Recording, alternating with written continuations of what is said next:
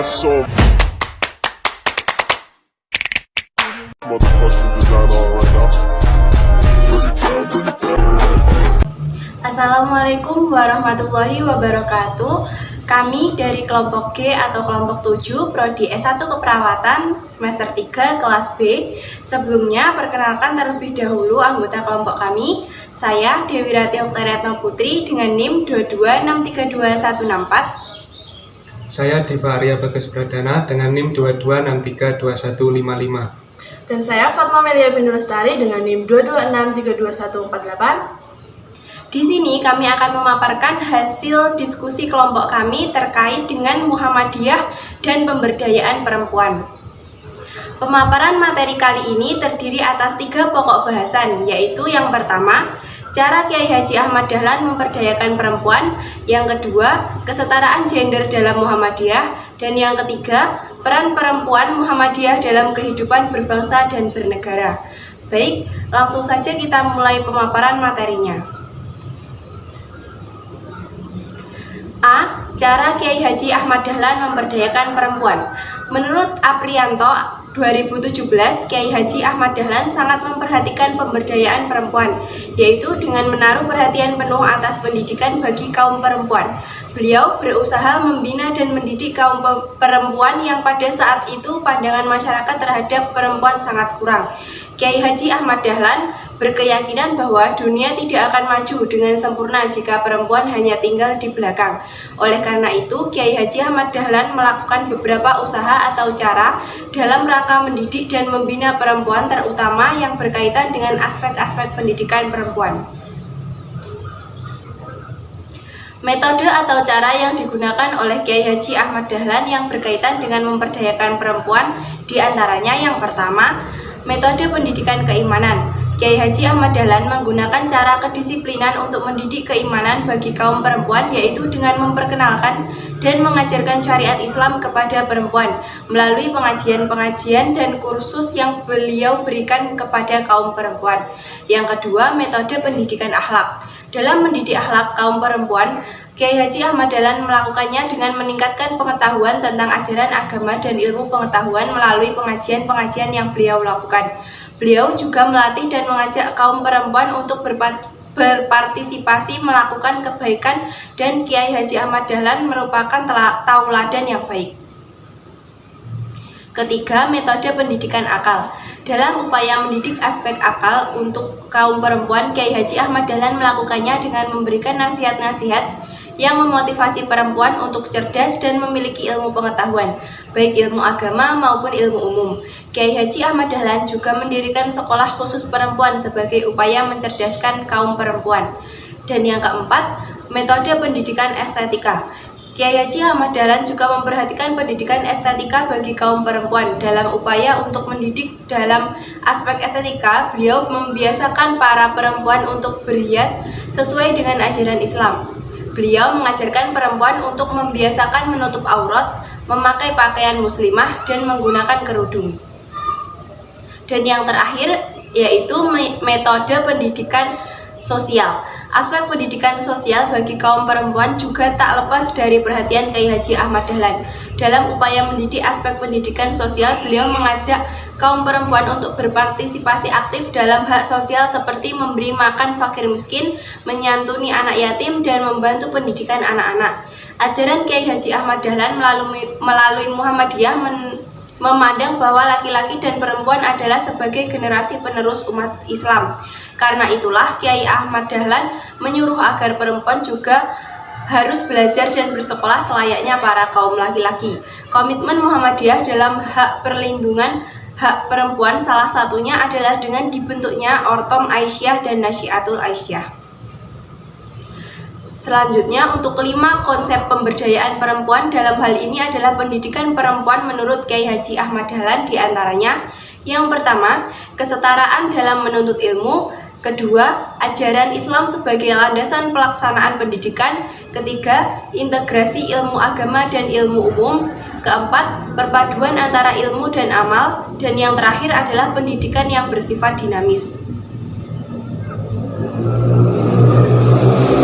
Selanjutnya, B. Kesetaraan gender dalam Muhammadiyah. Menurut Rashid tahun 2021, kata gender berasal dari bahasa Inggris yaitu gender yang berarti jenis kelamin. Lalu dalam Webster News Word Dictionary, gender diartikan sebagai perbedaan yang tampak antara laki-laki dan perempuan dilihat dari segi nilai dan tingkah laku. Sedangkan di dalam Al-Quran, identitas gender dapat dipahami melalui simbol dan bentuk gender yang digunakan di dalamnya. Istilah-istilah gender yang sering digunakan dalam Al-Quran antara lain yaitu Al-Rijal dan Al-Nisa yang menunjuk kepada laki-laki dan perempuan. Kata Al-Rijal bentuk jamak dari kata Al-Rajul diartikan dengan laki-laki lawan perempuan dari jenis manusia. Dan umumnya digunakan untuk laki-laki yang sudah dewasa, sedangkan kata Al-Nisa adalah bentuk jamak dari kata Al-Mar'ah berarti perempuan yang sudah matang atau dewasa. Kata Al-Nisa berarti gender perempuan sepadan dengan kata Al-Rijal yang berarti gender laki-laki. Melalui pemaparan tersebut dapat disimpulkan bahwa kesetaraan gender adalah laki-laki dan perempuan sama-sama sebagai hamba dan sama-sama dapat memperoleh akses, kontrol, partisipasi, dan manfaat dalam sebuah pembangunan. Perbedaan tersebut dimaksudkan untuk mendukung obsesi Al-Quran, yaitu terciptanya hubungan harmonis yang didasari rasa kasih sayang atau mawaddah dan warahmah di lingkungan keluarga. Di dalam Quran Surat Al-Rum ayat 21, sebagai cikal bakal terwujudnya komunitas ideal dalam suatu negeri yang damai penuh ampunan Tuhan. Terkait kesetaraan gender, Al-Quran menegaskan bahwa yang pertama, laki-laki dan perempuan sama-sama sebagai hamba. 2. Laki-laki dan perempuan sama-sama sebagai khalifah atau pemimpin. Yang ketiga, laki-laki dan perempuan menerima perjanjian primordial. Yang keempat, Adam dan Hawa terlibat secara aktif dalam drama kosmis. Yang kelima, laki-laki dan perempuan berpotensi meraih prestasi. Organisasi Muhammadiyah sendiri dibagi menjadi beberapa organisasi otonom, khusus yang di dalamnya terdapat organisasi otonom khusus laki-laki dan organisasi otonom khusus perempuan. Kedua perserikatan ini bersama-sama diberi manfaat untuk mensosialisasikan kesetaraan gender, terutama dalam tubuh Perserikatan Muhammadiyah. Seperti yang telah dipaparkan tadi, bahwa Muhammadiyah memiliki Ortonom Aisyah dan Nasihatul Aisyah sebagai bentuk dari kesetaraan gender. Tugas dan peran Aisyah telah banyak memiliki amal usaha di berbagai bidang, diantaranya adalah pendidikan, kewanitaan, PKK, kesehatan, dan organisasi wanita. Peran dan kontribusi Nasihatul Aisyah bergerak dalam bidang dan organisasi gerakan putri Islam, bidang keagamaan, kemasyarakatan, dan keputrian. C. Peran perempuan Muhammadiyah dalam kehidupan berbangsa dan bernegara. Sesuai dengan yang dipaparkan sebelumnya, bahwa Muhammadiyah memiliki dua ortom khusus perempuan, yaitu Aisyah dan Nasihatul Aisyah. Berikut penjelasannya. Yang pertama, Aisyah. Aisyah adalah sebuah gerakan perempuan Muhammadiyah. Aisyah telah memiliki 34 pimpinan wilayah. Selain itu juga memiliki amal usaha di bidang pendidikan, kesehatan, kesejahteraan, ekonomi, dan pemberdayaan masyarakat. Sebagai organisasi perempuan Muhammadiyah, Aisyah kemudian tumbuh menjadi organisasi otonom yang berkembang ke seluruh penjuru tanah air. Yang kedua, Nasihatul Aisyah. Gagasan mendirikan Nasihatul Aisyah oleh Somodirjo dalam usaha memajukan Muhammadiyah, bahwa Muhammadiyah akan sangat terdorong dengan adanya peningkatan mutu ilmu pengetahuan yang diajarkan kepada muridnya, baik dalam bidang spiritual, intelektual, maupun jasmaninya, serta memperjuangkan hak wanita Indonesia. Prinsip gerakan intelektual Nasihatul Aisyah adalah organisasi otonom dan kader Muhammadiyah yang merupakan gerakan putri Islam yang bergerak di bidang keagamaan, kemasyarakatan, dan keputrian. Tujuannya adalah membentuk pribadi putri Islam yang berarti bagi agama, keluarga, dan bangsa, menuju terwujudnya masyarakat utama, adil, dan makmur yang diridhoi oleh Allah. Adapun upaya-upaya mencapai tujuan tersebut diantaranya: yang pertama, menanamkan al-Islam yang bersumber pada Al-Quran dan hadis sesuai dengan jiwa Muhammadiyah, kepada anggotanya sebagai dasar pendidikan putri dan sebagai pedoman berjuang. Yang kedua, mendidik anggotanya untuk mengembangkan keterampilan dan keaktifannya sebagai seorang putri serta mengamalkannya sesuai dengan tuntunan Islam. Yang ketiga, mendidik anggotanya agar memiliki kepribadian putri Islam. Yang keempat, mendidik dan membina kader pimpinan untuk kepentingan agama, organisasi, dan masyarakat. Yang keempat, mendidik dan membina pimpinan untuk kepentingan organisasi dan masyarakat. Mendidik anggotanya untuk menjadi mubalaghot atau motivator yang baik. Keenam, meningkatkan fungsi Nasyatul Aisyah sebagai pelopor, pelangsung, dan penyempurna amal usaha Muhammadiyah atau Aisyah. Yang ketujuh, membina ukhuwah Islamiyah. Dan yang kedelapan adalah dan usaha lain yang sesuai dengan tujuan organisasi Muhammadiyah. Adapun perspektif perempuan dalam politik.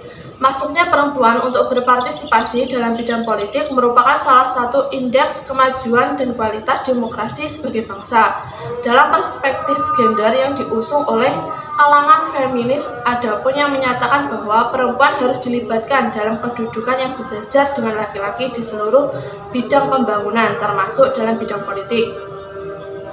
Menurut Bahsin dan Khan, munculnya feminis merupakan suatu kesadaran akan penindasan dan pemerasan terhadap perempuan dalam masyarakat, di tempat kerja, dan dalam keluarga, serta tindakan sadar oleh perempuan maupun laki-laki untuk mengubah keadaan tersebut.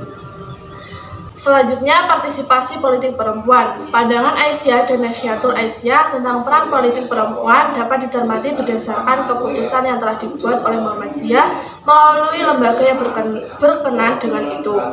Dalam hal ini, Majelis Tarjih dan Tahjid ketika pandangan patriarki masih sangat kental dalam kultur masyarakat Indonesia dan dikursuskan gender belum mengemukakan saat ini. Menurut Samsul Anwar, peran politik perempuan yang dirumuskan dalam Adabul Ma'araf fil Islam dalam menilai peranan wanita dalam politik dapat dibagi menjadi dua bagian, yakni yang pertama, peranan yang langsung terjun dalam politik praktis dalam lembaga-lembaga politik formal, mulai dari tingkatan legislatif, yakni DPR dari pusat sampai daerah. Yang kedua, peranan tidak langsung, yaitu kegiatan yang disalurkan melalui kegiatan rumah tangga dengan turut berperan aktif mengisi kesempatan-kesempatan bermanfaat di masyarakat. Selanjutnya, kepemimpinan perempuan. Pandangan tentang peran perempuan Muhammadiyah dalam kepemimpinan dan politik tentunya bukan hanya sekedar tentang kekuasaan semata, melainkan dalam cangkupan lebih luas, yakni mampu menjadi seorang pemimpin lokal sehingga dapat tampil di daerahnya dalam kesempatan rapat-rapat yang berkaitan dengan pengambilan keputusan masyarakat. Adapun hal yang menjadi penghambat yang merupakan tantangan bagi perempuan Muhammadiyah dalam kepemimpinan ataupun politik, yaitu yang pertama, berkaitan dengan peran domestik perempuan yang mana harus mendapatkan izin suami. Yang kedua, mengurus rumah tangga dan mengasuh anak menjadi persoalan utama yang harus diselesaikan dalam menjalankan peranannya sebagai seorang ibu. Rangkap jabatan yang berkaitan dengan pekerjaan sebagai dosen, guru, anggota dewan yang harus dicari penyelesaiannya serta minat yang kurang dalam perpolitikan. Sekian pemaparan materi dari kami kelompok G atau kelompok 7. Terima kasih atas perhatiannya dan mohon maaf atas segala kesalahan dan kekurangan. Nun wal qalami ma yasturun billahi fisabil haq fastabiqul khairat. Wassalamualaikum warahmatullahi wabarakatuh.